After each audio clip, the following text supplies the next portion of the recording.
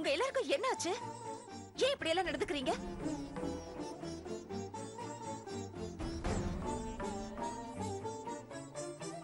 அப்பா, இவங்க எல்லாருக்காகவும் நான் உங்ககிட்ட மன்னிப்பு கேட்டுக்கிறேன்ப்பா. நீங்க எதுவும் மனசுல வச்சுக்காதீங்கப்பா. வாங்க உட்காருங்க, நான் உங்களுக்கு குடிக்க தண்ணி கொண்டு வரேன். இல்லம்மா, நான் கிளம்புறேன். இங்க இருந்து நான் இன்னும் அசிங்கப்பட விரும்பல. ஆனா இவங்க எல்லாரும் அனுவுடைய நல்ல குணத்தையும் நான் எதுக்காக அனுவை சப்போர்ட் பண்றேங்கிறதையும் கூடிய சீக்கிரம் அவங்க புரிஞ்சுக்குவாங்க.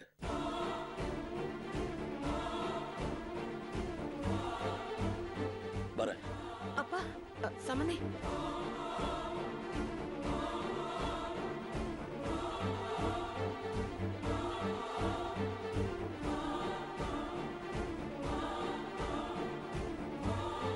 இப்ப சந்தோஷமா உங்களுக்கு? நீங்க அனுவை பத்தி தப்பா பேச பேச அவளை பத்தி உயர்வத நினைப்பாரு. ஏன்னா அவ நம்ம எல்லார் உயிரையும் காப்பாத்திருக்கா. இவருக்காக டிரான்ஸ்பருக்கு உதவி கேட்டிருக்கா. அவரை பொறுத்த வரைக்கும் எந்த தப்பும் இல்ல. ஆனா உங்ககிட்ட பெர்மிஷன் கேட்காம இவங்களா எப்படி முடிவு எடுக்க முடியும்? அத கேக்குற விதம்னு ஒண்ணு இருக்கு. வந்தவங்கள வாங்கன்னு உட்கார வச்சு உபசரிக்காம ஒரு குற்றவாளியை போல என்கொயரி பண்ணிட்டு இருக்கீங்க. அவர் யாரு, நாம யாரு? அட்லீஸ்ட் அவர் வயசுக்காகவாவது இல்ல மாமனாருங்கிற உறவுக்காகவாவது நீ மரியாதை கொடுத்துக்க வேண்டாம். அனுவால உங்க நல்ல குணத்தை நாகரிகத்தை எழுந்துருவீங்களா? வைஜெயந்தி, என்ன இருந்தாலும் அவர் உன்னோட அப்பா. நீ இந்த வீட்டுல இருந்துகிட்டு அவரை அவமரியாதை பண்ணா உன்னோட புகுந்த வீட்டை பத்தி அவர் என்ன நினைப்பாரு?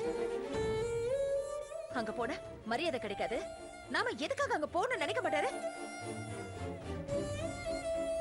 என்ன இவங்க 2 பேருக்கும் நீங்களும் உடந்தையா? பேருக்கு தான் பெரிய பேங்க் மேனேஜர். கோபமும் வருத்தமும் இருந்தா கூட அதை எப்ப காட்டணும்னு தெரிய வேண்டாம். உங்களை பேங்க்குக்கு கிளம்பி போங்கன்னு சொன்னேன். ஏன் இன்னும் இங்கே நிக்கிறீங்க? கிளம்புறேன். என்ன வேலையில மறுபடியும் ரிமார்க்ஸ் வர்றதுக்கா? இல்ல, ஆக வெறுப்புங்கிற பேர்ல மறக்க வேண்டிய வழிய திரும்ப திரும்ப நினைச்சிட்டு இருக்கீங்க. அங்கதான் அனு உங்க எல்லாரையும் ஜெயிச்சிட்டு இருக்கா. என்னங்க வேலைக்கு போகணுங்கிற உத்தேசம் இருக்கா இல்லையா? இதோ கிளம்பிட்டேன்.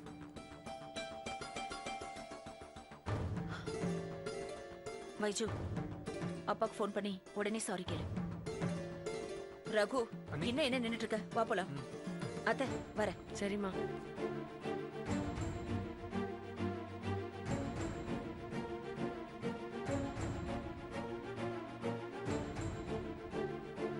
அம்மா வைஜு, அப்பாவுக்கு ஃபோன் பண்ணி மன்னிப்பு கேளம்மா.